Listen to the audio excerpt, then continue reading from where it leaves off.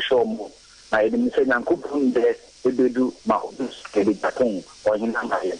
And Yankupu, you didn't say, now upon the factory is so, and I say about Ghana. We say, Hello, good evening. Bacho Dina for us to us. I'm from Task at today, some free comment. A person honorable the tiny tipa. That the MPP for now and as chain a come before by MPP for. As someone person Pabi and cancer honorable Canadian Japan 2024. I buy a phone about the MPP. Person Master Mamma. Yo, me say. Oti honorable Ken ono ankasa na semwa oka ewo rally nasi no nigiri se oti enti manonso engade o ewo comment bia wo ye emu yenkanim. Hello, good evening. Hello, good evening, Ofa. Pacha odina for kawasem. Yes, we will make a cafe do yo William Pacha kasa. If I told me Demo and then the young town Edima Moye. The catcher on our book and the point say, and a key and grassroots radio, and a key and a key. Then I was the young boom ball, and that's also. In short, and I woman three, and we are a bubble, and we are the ball. The Indian Iowa Hanum. Wow, what party and Gaza, you know, or G at the more ministers may or Okasa Edema, and so I must you will be Papa. And then Unibunia, Yadamase, and so no, I drink. Hello, good evening. Yeah, good evening, Bajo Dina or do us amount to us. For a friend of Pasolo, we can set free the work happen. Ofa, the Kai and media na ya to come Japan no mabanu Kamalino. Me ba Oman FM no pedi na upon morning shows. Ata na fifi buaf me ye host. Ena me beto atik no more down or arm. Obu full say. Honorable, and then when you are support to come Japan, no more Casabibre. Oh, that time no me ba honorable fear to say all one for no sanko for no be chomo. No mabi piano. Na head honorable. You send yemuye. But Sabio offer. Ye castle yemuye too much and non tresse. Who best swa a ceremony madia kojani slim non one for Kai. Yes, honorable, but you might dinner Temokosila, and yet, Shamin in Papabia, honorable to me, but how show you so. A cassa, so a MPP full in Sino, I don't know if some American. Oh, there we are not discussing personalities. Oh, there, Mate, or Abi, Rebecca, some no can I no crack. Atik Muhammad. Any another person, one PP. I got another network. So, Satas a week no number 2 kind. I never feel bad for her. Now, I call Las Vegas, US 2014. Dia temper, attack ye. Anyone about Kenina. But this year, movie there, who be lessons P now. Me, Saturday lessons P now, Coso. Oh, I'm going him. Hello, good evening. Good evening, Papa. Jodine, what's up? Friend Charles, because everybody will. Oh, no, dear. Yami Sran. Omo, yes, I mean, the Omuko Majimo, Omo said, Honorable Yuvia. The Oman Yanasa and obey me a new simple. Now, I can say, I say, I don't know. 2028 on a board, because 2024 MDP is by the Sakura in a co position.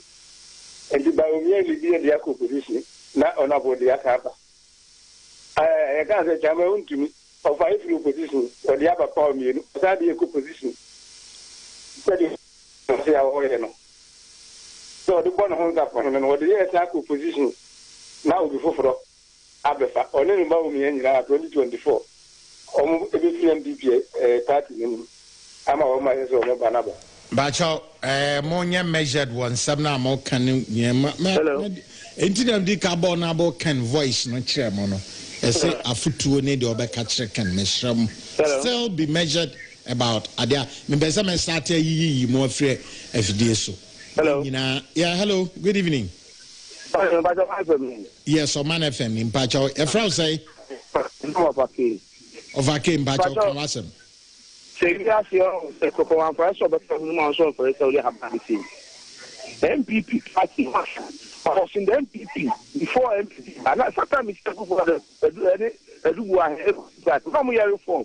I said MPP, but this is one of the fundamentals. But MPP for my deal between your bodies on the Japan and Canada. But my advice is a man in your life will say MPP 2024 obey you to carry out because all women are much ever. And more bibi na edini hamo mane nyana gbe asa mane nyana gbe so edini sidi ko be obi an ko deko mi o se bi wi ase en ko bo no tu se ke de me yaye ko bu am party it for no musa na musa na musa ko to be tiaro ba o mi an ye be so ana mi ma no party make it up to now. Something I know my course who the folk count as a man. But where the money you're not on time baby now me. A man was to come in, no one time baby on your home. You know why and one of us have baby because be a young person. So, who can you to go job money and be and on kind of the campaign is so you'll be. It has Nipano Elino article. You better last 4 callers near that baby. Hello, good evening. Hello, good evening. Bacho Bodin amount so casa. Ava, Mediamo. Yeah, Joso. If I talk on our book, the Japan, a company, obey the president and what it. Obey the president and how you do an answer. Yeah, that's it. And no, I drink. Hello, good evening. Good evening, Wafa. Bacho, yeah. We did now do some to us. Wafa David ni Mikasafi Gumwai Sewo Ochrekon. Center region. Wafa, we in Baba Kwa Libya me teacher mo because mo share my FM ase. Ke doma unu mo share fi o my FM. But what you made the honorable Kennedy chia be seen there. I can't say nyame shirawo. Na makato na bukara di se o si ye man futu mesre no me ko to do go form exam no ka say vice president position ye be na mo ngin nan gime chima because o nim kapa o nim nyansa o ye wudini ntimi ye vice president so na bo gi vice president position na ye mu bi wan hwe ni ya ye be TMPP ona bo gi vice president position na ye mu bi ye be to about TMPP. Because me, honorable boiling point, they are boiling point, the family, me before to record me ban my BT. 11 o'clock, 12 o'clock, now about session, so Ekasaman TV, and the most only answer. More chance, honorable, you better MP election home. Somebody now the MP, low profile MP, somebody now don't match station, don't begin to don't be this one. If I'm a too much, you have about station about demonstration. Mamu friend bia ma ho bia kwa ni camp no ko win ni seat. Mamu friend bia ma ho bia kwa ni camp no ko win ni seat. So bi ba camp ya mo ka o timi nti on ko tane ba be nyu na home. Kaya po wa yebi.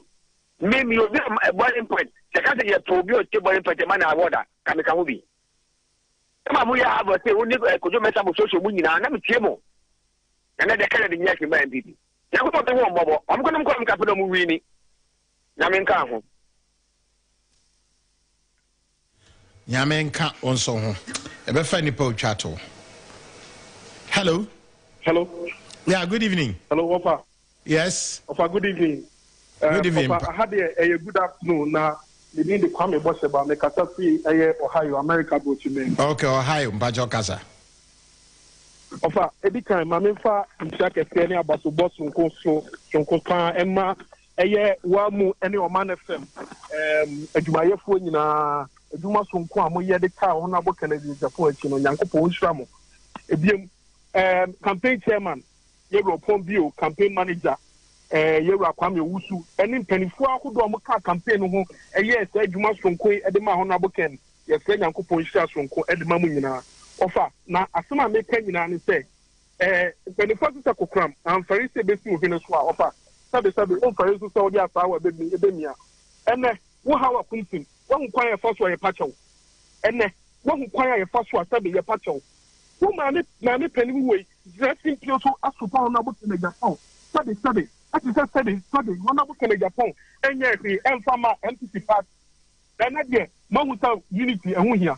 Offer Kokraman Ferris, this in this war. Those who Ferris Obenia, near the year we are sending the grassroots of the party has sent a clear signal. And we are telling Honorable Kennedy Japan, say, that a Jumana MPP move, the Bonnie Bia Bestia, now Honorable Kennedy, a compare Japan, and the other family say, on my sinner on cause of the issue. No, it's in there. Yes, honorable. One channel who film will cry. On you know, film. Aha, no, so far protecting the integrity. And then the money, my dear friend, the 10 cents of Kennedy Japan. The honorable Kennedy Japan, every equity partner, a Casabrana, you hear a Casafua, Yenya Casafon, honorable Kennedy Japan, no Casa. FTP 4 years, I said, a baby buyer, brand new opposition, not all TV stations, any radio stations now, and you show media houses, Eddie Mekifika, a brand new 2 TV, or Man FM, any FM, Eddie Graho, Eddie J Pathway, and then the Union. Now we are telling them, say, if you have not managed a TV station or radio station opposition player, or Montaigne, now 2024, at the buffer, only Yanko Juma, Madame Afi. Yeah, there was so no adventure, Chia, Ohio, Funina. Echia Ohio efo enyina enche na efrim komo twetwe na se lawyer mpacho obe transfer my na fi na lawyer Alejemfi atwetwe enkomo mama memmo honorable can voice in chato mo akoma wosru nyina mekoso appeal to mo se muntie honorable ankasa asem mi wien so a talking about sabi in the past ba mumuntie we mfamojo enyojojojo mombo because bisamutie we because honorable Ken na kuma so ade ni se tia ni tia nka enchesa bontenso for emefa nkoni de si bia no SMPP economy we ye dia some free na no buy na no memeda MPP bro say yeah MPP yeah MPP say Mr. President, the First Lady, the Vice President, the Second Lady, Chief of Staff, National Chairman, Council of Elders Chairman, Election Committees Chairman, my colleagues, aspirants, all protocol observed. Indeed, it's a great day today. I believe the party has been fair and transparent. Yes!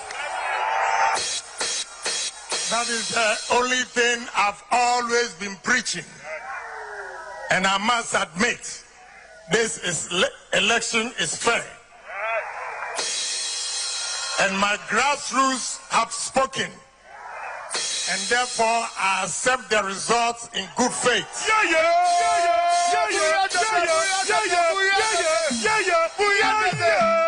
DJ Sky I pledge my support that we're going to work tirelessly to break the age.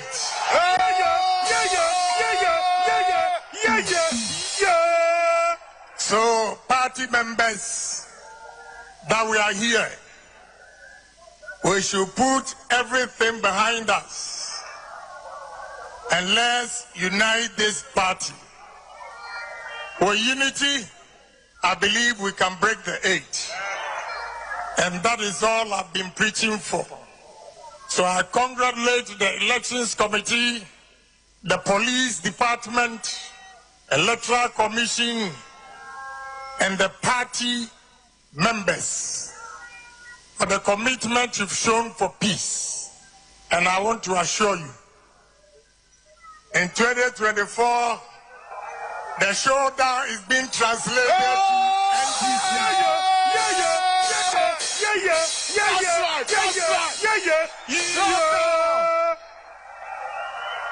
We have to come together and give NDC a showdown. Showdown! So, once again, I want to say thank you to my team for working hard. My wife for the support she gave me, and the party faithfuls who believe in me and voted for me. I say a big thank you to you, and I'll never forget you. So let's come together and success will be ours. Thank you very much. Enti mo amofrɛ no ebekoso appeal to mo honorable Kenan Kasa na no asimni. Isi ni do a wo de man MPP ne de. Menu mienu ye ntia ye ntimi ntia ase. Mo a mo ma warning eni ade nyina metemo ase o appreciate you.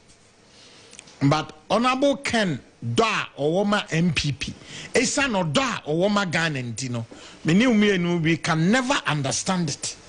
We can never understand it. Ye ntimi ntia ase. Enti mesremo mboko so anyabotre na ye kika nsem ye emre bi by one MPP party mu after the 2014 national election, national executive election ewo Tamale ede Kwabena Japan ebeye general secretary na ede Paul Afoko ebeye national chairman. And tokwa started se ba party na sabre no media houses bebrea ewo Ghana ha no omo e de ho subo enyina aso ye nanado so omo de ho subo nyina aso ye se nanado epentokwa onye unifier oye kitikiti oye violent enti no di party nanim na wontimi masumdue ma na voice bi wo ho ne no mashada voice bi wo ho eye tenten kakra asembisi ewo Upper East Emma the then Upper East Regional Chairman of MPP Chairman Mahama nkrofo ko sue acid gu no so Emma ni wui Emma yeche the then Chairman Paul Afoko ni nua bi Gregory Afoko basis amri he's still standing trial. Nasa week numuno Sabra Samnisi yana Honorable Ken Echo TV so program Ewo Adum TV Kwabena Sante enana o host show no na Honorable Ken defendi na doa eko na awie no na Honorable Ken asema no kan say na ono was spending sika sabre no e de ato information very damaging information about NDC. So now or cancer or no or weapon one sa week no nanka obe take a buy no pa any easy then. But sa sem no a see one MPP muno ebe kan na no tum ebe kata bibia or yeso. In fact, or kaya the tail end no obatisa or cancer ya bokagu. Now I'm playing that a big the full at least a free feature so that I can over appreciate it. Because omo kwase north MPP kwase no by election within kugo no on buy no enipa bi kofa sa tape no ba na MPP phobia circulate tape no bi na MPP phobia circulate tape no bi ya bokagu ya poba me boss we no tonight so that you know. And answer metro challenge say Nanado as a person, Nanado as a president. Come and tell me any individual or group of individuals or mono say omodia kukodro edi ene edin e defending Nanado the integrity. It said the honorable Ken and in the network of Oman FM and FM in the 2 year. I want one person. Oh no, but me didn't send me say the risk I will take here. Resources or say bibiana a sooner crunch Ghana for money dance for. It's not for me to say. You know, listeners, I'm utiye. Yes, Nanado dim kudim. It was not for nothing, say, or starting, say, or kasa, na or das, you know. I'm one of the first people I'll mention Yedin, and we are grateful to him. At least he is grateful. On this MPP for binum. On this MPP for binum. Swamu ekoshe nkwa na mo so aya kwako. Today I just want to play that way. Me via empenin kasa na mene afi lawyer Alex Jemfi. En komono ye na honorable Ken or honorable Samson Ahi ena omote Kwabena show no so or Adum TV or start or kamboko na de si MPP mu no ene say na chairman Mahama yakohwie asset aguno so ama no awu na sa time no nti duru ba bia bon so honorable Ken kwa no accuse Kwabena say oh yeah one of the journalists here mo kasa na nado ye violent no ntimi control party no ntimi nyese TV at the end of my chat the bar radios, but I want to prepare us over context nasi. Then you can understand the man Canada Japan, his love for Nanado and his love for MPP. Baby, I did politics record. They had breaking. M1 Oman Ghana, but M1 MPP 4. So here in your course when this in Ghana here. Yakofa sasemu ya bebumwa. Ya, meja na mitumisi mabokagu. Because information ya ikura me pawo electoral commission any register ho. Ena me kan ho yenye because adiombe akile no complete. So, and some information you just don't get it. You pay. Oh, the no kweni media open kwetia. I see what in the support 100%. Because my argument ya me yewo boiling point ya mufisem kasa JJJ. The best interest of the party, I think, say the chairman and his general secretary should step aside. Omuan kasa and resign. Why I am saying that is that now police investigation is simple. Your first suspect and say such chairman here will wait. Somewhere last week or 2 weeks about last week, national chairman, general secretary, Echo Hosom meeting without his knowledge. Organizing, I'm not endorsing what he did.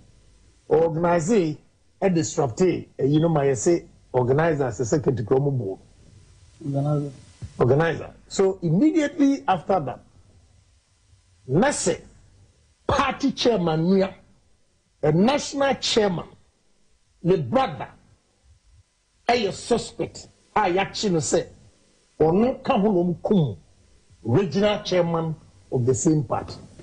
I have brought you baby anwa nkawa kasakran you resign. You don't even ask anybody because already even elections course UK yeah and they just resign gracefully because one piece of man disappoint you go. But this one onipa ewu ya finger national chairman in it's sad. Now you know maybe you have a someone yes can Japan in a good party and to make a good party. There are a problem any party in the boy. And then you have a dream, sa extreme a year dream. Eh, beer, and no never more tenacity, and who's a bad problem, our party. There are factions, and some factions go extreme. Kwabena Kwakye has always been accusing Nanado. Say, because I listened to your question this morning. With AC Boating. With AC Boating. And Kwabena, Nanado was a ding, one kasa. Nanado kokasa, most were violent. So what do you expect of the man? But he's a leader. A leader, and saying, sir, or can't when you are chiano into ordinary and assemble what traffic or back. Also, be on stake. As I'm just saying. Yeah, but as you know, what does it mean? Mammy got some trouble. Take it from me. Because I've been threatened several times. I mean, this before a young people before. That is from the fear, no one here could do, or the private, he said, Nema could be the Kwabena Japan. At him, I mean, train near Betruman. I'm going now, who can say, train now, you're Bambi. Then can wow you phone. A friend. Number. Here, who you remember.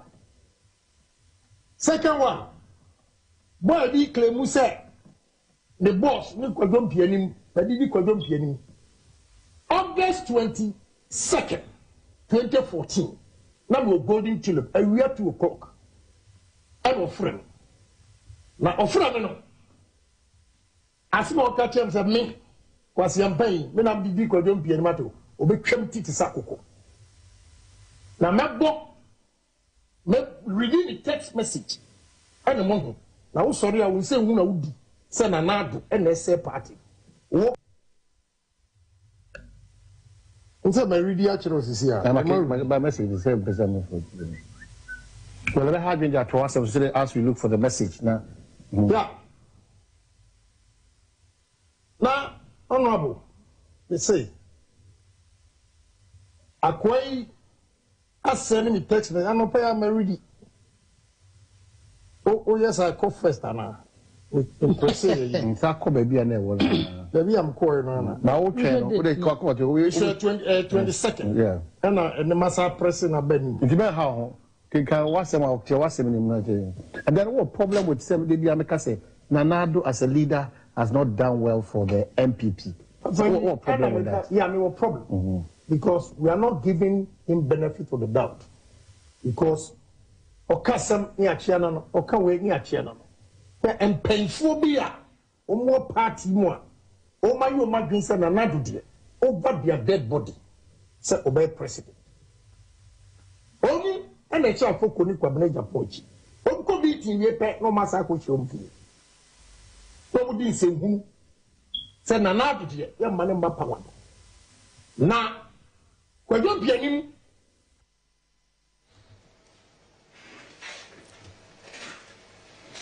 yɛmfa nsia na mebɔ ɛde akyerɛ wo biribi kɛkɛ mehwɛ sɛ menya tail end na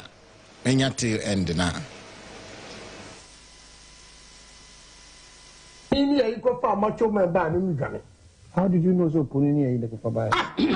You see, golden tulip, one more cousin, because my brother, get one of them, my brother, or a lawyer, or no Mukon, or any boys, Minyonko, or no Mukon. And I'm telling you, say, be beer, coffee, now we must show clear. And I wouldn't be. Uncle, Umu obedient, you should know. Way by anyone another what to the crown. They are pointing fingers at him. So I don't know why. Until I will sing it. You are singing. Me too, you may be saying. And yes, I can hear. Me, I see, Kwabena, are you serious? Sir, who want me me shoe more. And a threats are a bamiswa. But me say, I am not serving only MPP, I'm serving Ghana, and especially the youth of this country. And I'll die just like the man has died. Maybe I'm the next person, but it will not deter me because they killed him, and I will not talk. Boiling point 223 Oman 107.1 FM. A tip for Monoma Obia. Don't get me wrong. I'm only appealing, sir. Obia Nyabotre. Obia Mfana Kumanton and Obia Mfana Kuma Antonium. Na Emre Equanimu, Emre na betre de beba. Into the yanko na yentwetwe nkomo wie ne lawyer allegiance bia ye be cause some constituencies ni akwohwe performances every obai ofori krom echamo pa kuma se mona mode the highest number in terms of numbers for percentage there nyamona moyeye but kuma se it wasn't bad, a lot of constituencies 44%, but in terms of numbers and so omo yade papa ebehwe ni abobo mudin including out to Senya East, and going forward no we will go behind some of the figures by na yakwakọ hwehwemu yi na ye hunde free mu ebaye ohwa constituencies ni bi ewo kumase na impression not said oh onabo kanya ade ba ewo hokra but constituencies bebre ho so a omo ya ade from Kwabena East 284 representing 41%, Subing 357 representing 42%, Achuma Mwabiaja 386 representing 41%, Swami 42%. Because when we have leader air cancer, the target is honorable only 20 or 15% cry. No the constituency. Honorable Kenya 41% there. Swami only 42.9%, almost 43%. Manswa Dubia 302 representing 42%. Akrofrom only 149 representing 44.2%. 44%. Oforikrom only 497 representing 44.8%. Namadika can trend the natural. These are constituencies in Ghana. These are constituencies in Ashanti region. Party for no more hono. Emududua omono pese honorable Ken and uncle ye leader no ye flag bearer no omuni na mandi kan so ay analysis natural say wo traffic no mu na ba fom a now honorable Ken ne strength emutre because from 14% from super delegate to 37% that is the average. Now share strong constituencies are a deliver vote to Ashanti region. Now share percentage are onya there may be bubble any percentage in a free urban. It should tell you something. Kwabena East 41.3%, Subing onya 42%, Achuma Mwabiaja South onya 41%, Swami 42.9%, Manswa Dubia 42.8%, Akrofrom 44.2%, Manson Kwanta 44.2%, Asukwa 44.5%, Oforikrom 44.8%, Menchia North 46.2%, Inshayaso 46.0%, Menshia North no na yɛse MPB ɔno no free ne constituency sɛ Tafu Pankro no asɔ ɔkɔ hɔ a ɔmo ɛto aba no ɔse mo a mowɔ kan nyina mu nyina nkyɛn mo a mo Dr. Bamia nyina me ba me the refreshment ɛbrɛ mo. You see, I know they come out, but no Menshia North, he got 46.0%. Ewo Kumasi Ashanti region. And the more being trankline on Kase, and I can control 30%. Let me talk to lawyer Morris Ampao. Who would him different between 30% and 37%? Who him? Now, who know a moment born a voice, no, mammy? No, maybe not glorifying him. Sana Samuel can say, a futuo, they will need can, they should make can, they should forward no church reform. Forward no church reform. Who now can say, they will need, who will need can? Who the animal, who the animal, na call honorable can fee, now walk up on it, Morris Ampao. Say, they should make an Jimmy can easy. The better picture is that you are going for the national elections now, and I pray that you have a broader campaign team. You incorporate Kennedy Pond. Kennedy Pond has a very big role to play.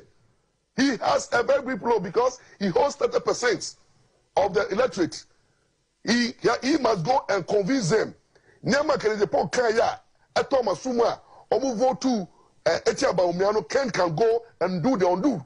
So Ken has a big role. Ken must be assigned the role of convincing the voter region people and then the central region. These are the two regions that all we need here. Give Ken a bigger role to play in the main elections. Let's see Kennedy Pond having a bigger role and resource well to also descend and face the NDC with the showdown. And then please, with the national campaign, Mr. There were some of you, Muye Baumia campaign now. Mumubiwa, Mukoya Muhu, say, I catch them before. Ken so supporters, people whose hearts are very close to him. Some person crofobofua, omo kasa without nyansa say no mo. For you to sit there and still be talking, I'm mentioning to you figures from Ashanti regional, 40% and above, 40% and above, Greater Accra, all the big constituencies, Medina, Adenta, Krowo, Sayo Sudoku, Tama West, Wager, Tama Central, Ayawasu Waswogon. He won all these constituencies. But here no English I'm from. I would to Senya East, I would to Senya West. Gomwa East, Gomwa West. Aguna is Winneba. Never find your marking. Onya over 400. Anna, Dr. Baumia, 200 and something. It's like half. The judge sit there and say they must include. What kind of this? You see, sanitize the system. If you want, because now, no, you see, it's as someone who for feeling, I will say, it's not even about him alone. It's not about him alone. It's about knowing the constituency and what he represents in Ghana. Monka some person okay no over 10 you think talk is cheap. Talk is cheap. Wala Jamvi. Facha me say mama atana. Oh ye. Radio dum mpa eboti o. Yo. Me ma wo ba nse de aduri ebeye mpani nkasa. Ani abotremu ani ade. Enti or they will share events before, events during, and after. My shadow my bobo voice be a moetie. going forward, what should be the approach from all parties? The party itself, Dr. Baumia campaign team, and the Honorable Ken, and any team, and so. So, but that's a P. Me chair for me chair. Me uncle Penny and I quote so. Or quote. And also some more joining me. Over young Shadian free polling station. Now young command party no. On say free polling station level no. Na about coordinators, about constituency, about region, about national first round and a second round. Na ni pepi mpo eyam hyehyem say be a second round ni kra no major one no e be ankoyi a ana se niema no anye de se de peno a aja obi mpo yi a wana kan se obi akoja mo akoyi utri musu ade o man so ade na kosama mpom enti na nipa yam hyehyem kakra ubisebisa no mpanyifo bebre committee na mpanyifo bebre frefre bisama na be kwesen mu badwo de but you recommend the party phone na recommend mpanyifo na adwuma de enye 100% da bia bibi foforo ho esi esua na e bi ka ho nti abedu sabre na wono ma omoye players no actually said yeah omani abi no modo party no na omoye mature people na ura Japan me na join baby obi anumre mu na ade atudwa say party no so chan ye nti omoye nkan homom ne yankwani mo no e wode ya de asedama party ne party mpanimfo ni pa ade wo hu hye mu na ofa adwuma wo ho won say ntafo kra na o madwen hia wade ho Inti Urakofo na debi our chair was say the fact that we are party members does not necessarily make us friends. Maybe our ideology be being in a kind of boom. But when we say UPA or history, there be a kind UP for us. UPA or history. Even up to 1970, as I say, a president, you know, we had to go through a contest. I guess a man so Kekana, the man who recovered the some head of states. There were one or two issues. I mean, people could decide some big challenge. And young one said, one or two issues.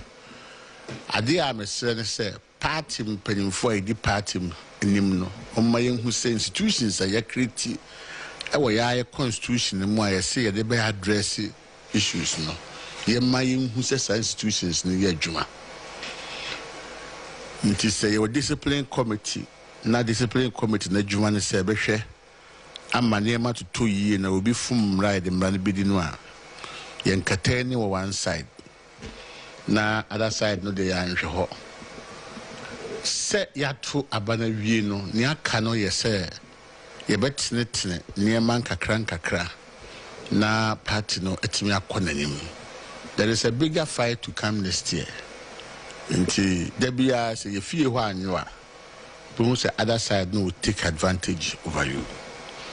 Debia me kasa me moderate conservative party like MPP no uhia say wo tinema bebrase uhia say wo dinema bebre ba fore wonoma e kan sema ya fa ura kan ho de me kura me defend bi o party last Saturday program no on one of the radio stations. And I wasn't happy with a party advocate or can be a for no one party near home. To be said, yeah, okay, can only the panel we are how will you approach the person.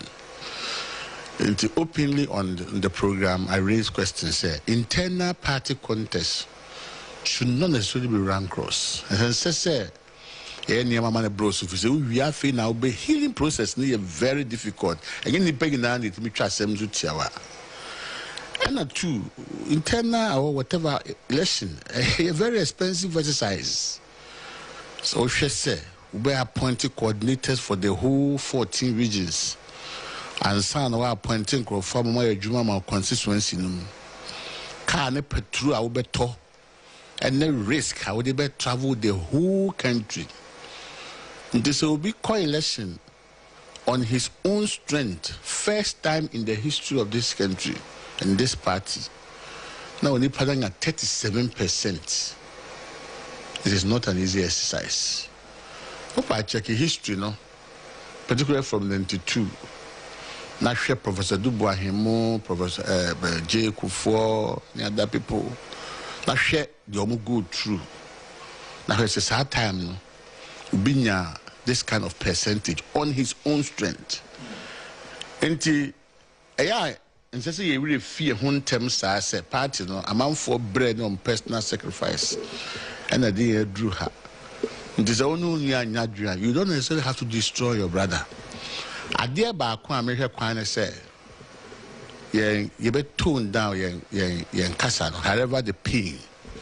Because politics there, the numbers there, and the 2 million, so you're praying united. Say two divided, a toda, a timi hakakra.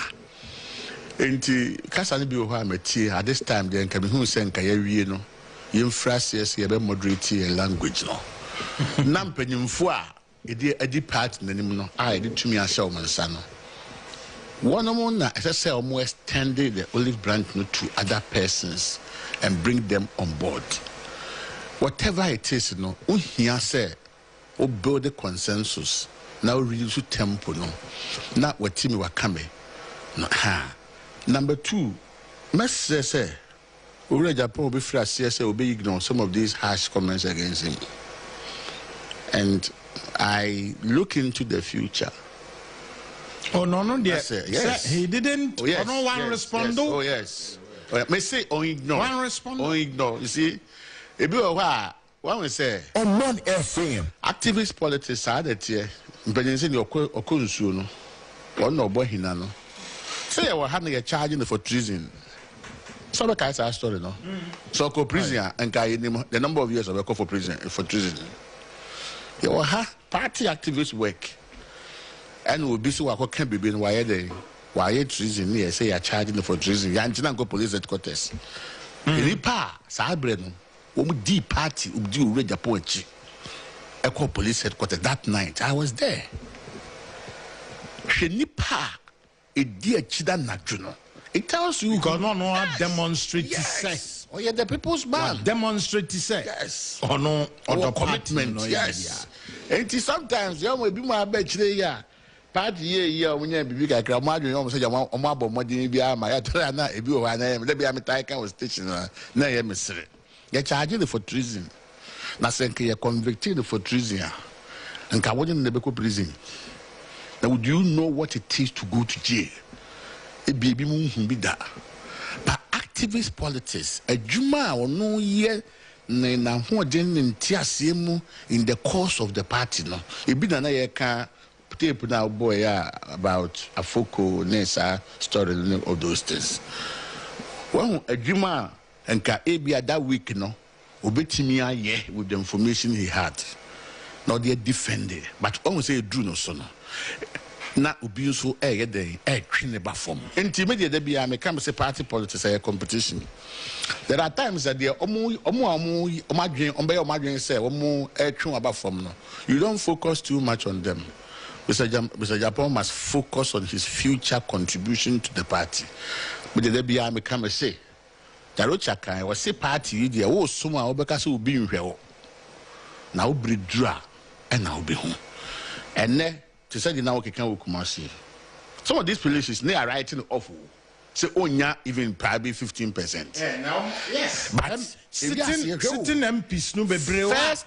Sitting MPs no be say omo yo mo adwen say omo mani nya bi na the be me see offer ye mpedifo anante uraje de bi house me kasa mu a me ko tu obi uraje hmens abeka kire o say MPP delegate there or you independent uba call the extent say ubetimi influence no. One of the reasons why they expanded the party base is that the party to be presidential can should not be 1,000 again. They are expanding the equal level. No, in fact, the philosophy is that no. Sad time no. Not Why Legon everywhere? They try to influence them with money, but not intimidation. Yes. Not coercion. Yes. Lawyer, that is the difference because no. I said dear. You talk about party and or they say 97. Legon. Yes. Said delegate na MPB. Enia bre minister biania bre. Shom, they were free. Ubetimi akanse bia sika na ne eno na ne microphone mti na omo yeso omo nko expand. But now expansion no ama constituency executive akwanya say they will manipulate the polling station elections. So that at the end of the day there is selection and no election. Into ono de nkrofo aba nti afei also fa was fa on person de na dwen adwuma na because oye mpinti na bibia opese obulu, and this time the bullying is not from only the MP, it's from the DC. So be a MD and a chief executive and I be so no free area no so jinas some constituency kade one delegate abamum penin for be for obia pese opopo na ni chira in one election one day ade bani ben kwan waye so independent and I saw better can we so that's a party on be your wondra. Oh, party. Party no the omo wadru ye. Omo wadwuma ye party mpanyimfo wadwuma ye so beto to niema ye. Particularly 2 elections aka ye nim no. Aka offering constituencies and asa aka they are sitting MPs wo. And for baby ye jire niema ye hu no. Se mpanyimfo antutu niema ye be more rank cross than it is. And well, say, opposite to me free, sir. I thought that wow contribute to your offer. Wow to me contribute. If you said, Ghana had their cancer. Yes. Ote so. Yes. No opposition and winning your one out of me. No, lose power. No. And the Sanyama with the Mungina, the Mancro for, and Cotra by Bedru Dan now be as a Sadia Menko. Nothing we are saying. Na affected party no nti on a whole no progress wo on a whole no we assessment here once you get an A by examination na ya jira the abre we examination now in 75 against 25 be the one pass it means elections political exercises no so 25 now one pass no very very big. Even if your A is 90, because your weakness, one also opponent in the bedding, ebe fan by attack you. And Timothy, my foot to a man say party form putting phone phrase engage system no. Now you name a participating in not even now 4 year or mokoi. If free putting for a chassis, if you're not talking about 10 or so rapreku, rabachi, and you mark cutting in a income. And say ye ma gaps ba party no biem ema omo aye free ma konanye bisa ya kan kire wom no mo free as again grounds because you never know the impact of those who have left, but at least wo a wom no kakra na wo no ubetimi abo ho ban ma level play no enye fair na eye fair na wo build the consensus na wetimi akwanimu but see here there whoever has won Dr. Baumia has a lot of work to do. Minim say Japan, even if I don't have his permission, based on the history and the contribution in my way, or per party, why risking a life? Why am I charging a treason? You go to the skills and experience, not the Didra or the Didjuma, or High Court. This man could have been easily convicted. Na brebe or somebody be modern on one book crowd when the bremus against a point. But of course, let's also put it on record say, tape no. Oh, of course. No, you see, there was one question I could to ask the prosecution, which they couldn't answer. Because based on the charges against him, no, it means the man was out there somewhere instigating people. So he asked him just one question. I remember very well, I followed the trial. He asked the prosecution just one prosecution with one question. At the time you played this tape you played, the man's voice, where was he? He said he was in police custody. So it means that police custody, no, he couldn't have influenced anybody to cause the action that resulted in the charges you are preferred against him. And that was the end of it. It takes very experienced people to get the trick that way. And I think did perfect work. I'm meaning a share or radio program, so I'm commending it personally. So small law students now, you did actually now a hippie name get some penny for quarter near hippie. And people started starting here. Yeah, what's that kind of school in I tell some penny for because our Kwam Safari Joseph for that time. I think for 1969, no money buziane on my edge, near Juni Kutio of Casanipi. Yes, handing in the boat. And yeah, principle na the shots and we shouldn't depart. Yeah, my principle no. No, be a airborne no. Infrasi nya isa ni ma mpanyim for I say omo kasa ma afoforo tone down no mo jai sa ni ma we no. Omo nya na competition and ye fair. But see ade ye wie e see ye hwe anim. Obi a mfa na mo a meboa mpanyimfo no a we ni no infrasi se omo ne omo akadin na be kasa no ma toa ne ma. Kasa no yen moderate kasano yen fras yen build a consensus so that we all get to the center yebanasa we can make progress of her yeah kwayanim eninti no edru brass say e bia party no nso so kwachiri no mo kase ye beye abatu we no na nhihye ya mra ketia na sisi nyina edisumi me bo wura wontumi voice bi menim sa wotie ya yes wotie pa Zokoba members have voice. Say, so is it the case that yemu brasso say clearly no ye beto aba influence ye coercing California de. Afe we are now say oh afe die ye nye we say should we still leave it at the discretion of people who decide say or mbe mpazo tie voice no bi at one point in time ombe mamra na yedwuma. And in another point in time, Omomana and Yajuma. Best say, Ugodi and Idia Kwaso. A free night, Echo Pig 2024, 7th December, and ye bia, ye beye, to say a leader we our party, the Yavi. This is it. I said, Bia, ye beka, no more beer, a bet two, and the idea piano. And no, and the idea cost 7th December, and they call a battle. And see, the best trouble you say, would tear a form, the form for the pay. Now, to my back and famano.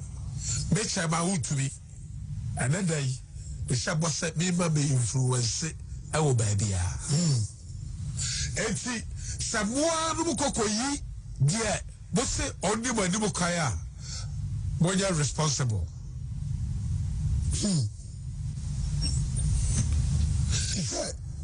Police station for coordinators, no, you have been a officer for no, and Pena, Muhammad. I am more Casamasam. You are responsible for the power. Mokako Yido, as a honorable or the parliamentary candidate. You are responsible. It's it may will be a say to Abama Nifa to Abama Bunku. This is why. May I have the question? We can so to and lawyer Nebusasa Nanu Yehu the active that is the implication participation of whether every regional chairman, a lot of the regional executives. Yehu dia no moye, yehu baby no mina, yehu fall one, yehu anajua omo kokofre delegates. And one more question, so going forward, should the party go back? Don't you say? A DNA, a say, a nipa say, netia party numra because it's unfortunate. The general secretary there now or can become a general secretary voice is be brain so are no cancer. We a party, we a penny, men found question, but how long for Buaman? Of a man, back. What was say? Some of these things here we are on non-FM. I are party by a report. Okay. A toda for say a dubrebe bananti as a bano. Se party in a report to cry. Would me invite contestant no say. Ubia found no soon in consens in you who yang a day. Emra. Na yan fan party report no. international executive the party management no e dey report no national executive no dey national council we be who say concern from participants the parties contestants na how much be the come ne dey akọ nti e be a full final result say political party administration is easy. Sometimes you get people who go off board and ubi oha ubetimi abe patcho ubi oha or me patcho I guess you take measures against him. We are now a party in Penifona Juma. I think eventually, no, the ones who review party reports, no, some of these things, no, as a party, no, at least, ultimately reprimand you will be keke crass, obetro kata brand. So we are ABCD home way, it be a response, they say, until we should some small reports be on it. What we say, I dear could be what democracy who offer. I told I be any good so. In the contest for power, sometimes will be to me a CD the level. Now, if you just have brain, yeah, I'm not doing any say. Ubia you shemrano. But emrachiwa nacho. We a peninsula so I say would you. Nimeti me a can't ya wanna say. Report to Court National Council in Penifo acted on it. If free nequi Ubia so man and imra from ho, none you'll be hono on. Report to Eman Penifo because whatever it is, no, election must go on. But this is a clear admission. Say, me no say previous time.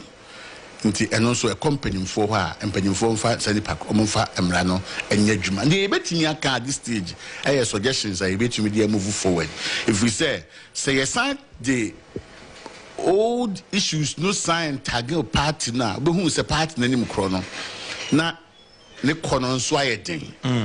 can appreciate the challenge in our woman, the party administrators in the woman.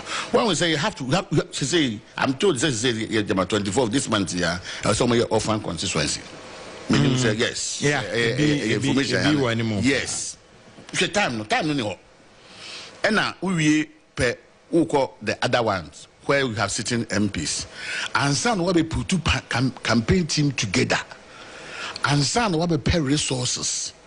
And some have a party as a election coordinators are working around the whole developing the campaign strategy and manifesto and other things. So it's a lot of way between now and March. Don't forget, say we opponent not there where we are we see one more the and never be brave the party cannot really address it now. Seriously, from where I sit as a realist, you need to deal with them and to focus on the main campaign. But it is important, say, people who have made such admissions are also probably invited or asked to write something to come and explain to the party. But your biggest enemy is your NDC, and therefore you have to focus on it. Yes. Okay. Yes. And we said here, we did not go to Boba Park, so I say, but for Concrum be a fin, no, we see Crum, Yakes and home to my feet and Mira, if Frano dear, won't go dear Betema, and will be uncame, Nami Tibia, no share bass and one somewhere, and did that why I say, Timmy Bumuja, now be Jabontin to Tobu, what to say, of Iron Yana. Well, and the amount of few day because the young Casas no be to walk park so and for so be any so and to myself if you never almost show class cacra no more at home no more near me. But I will say said this election year the biggest beneficiary is Urakale Japan because for you to go first when planning going to election within 6 months. I mean, what time was starting share? I say, or your campaign and casa. Because in this year now I had to say, or your youth programs, be the more and all regions, you know, and then Rantier, Casa, by entrepreneurship and some of these things. And the event, and all of a sudden, when this thing became relatively open, I will run myself.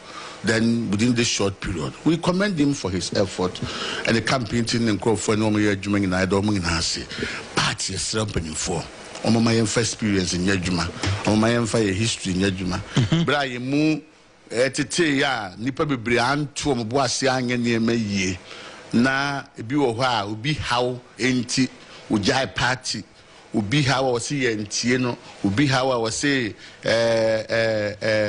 man, we I mean, you say, it be more say, why you say, where team were coming the doors, even 69, even when Buzia won. There were real issues. Joa Pia, or ne to Usumo Shase from 49, ya na ko prison. And then Kroma Joa Pia by Ababa Sebo Kote from United Nationalist Party. Joa Pia 69 year 2 Buzia 71 obey a special advisor, ambassador plenipotentiary to a champion. If we say Joa Pia as democracy crying in Africa. You know, Joa Pia was one of the advocates of liberal democracy in Ghana. When we say we need dissentia and now defectia. I thought that was more dangerous. Some of the Rebecca said, no, yet. Now, no, Jina saw them was a maracas now. Yes, into some of these things in politics. Joa Pia. But in all respect, Joa Pia, we were president before. I think so. He wrote a very nice tribute. But Joa Pia was somewhere in 1990, and he kept consistent with the democracy. Whiteley. Yes, what the British Exchequer bad 1949 is a 50. Yeah, UK. We make history, man. You see UK, maybe as a black man.